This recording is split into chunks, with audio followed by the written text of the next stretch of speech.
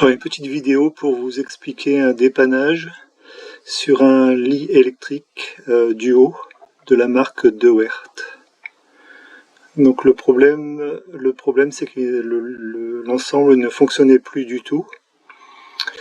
La première recherche se situe au niveau du boîtier d'alimentation situé dans la prise 220 volts qu'on voit ici en photo.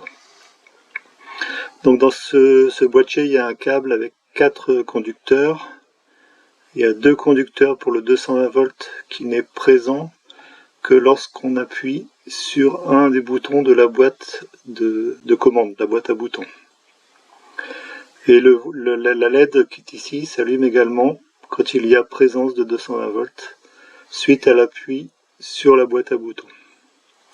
Les 2 autres fils, ce sont les fils basse tension qui sont le retour de la boîte à boutons et qui permettent d'actionner le relais qui est sur le côté. Lorsque le relais est actionné, c'est à ce moment-là que le 220 volts apparaît. Alors ici c'est la photo de l'ensemble de motorisation. Donc on a les deux vis sans fin, ici une à gauche, une à droite. C'est un double relevage. Ici on a 2 fins de course qui permettent l'arrêt du moteur. Ici on a la carte d'alimentation qui est dans le bloc moteur mais qui n'était pas en panne. Cette carte d'alimentation donc reçoit du 220 volts et le convertit en 20 volts pour la commande du moteur. Mais là je n'ai pas développé puisqu'il n'y avait pas de panne à ce niveau-là.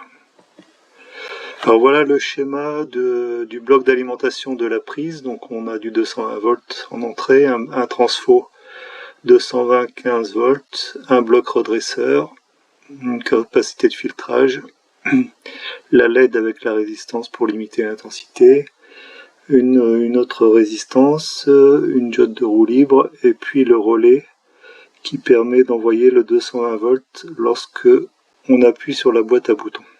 Donc ici on a, c'était là un petit peu la difficulté pour comprendre le fonctionnement.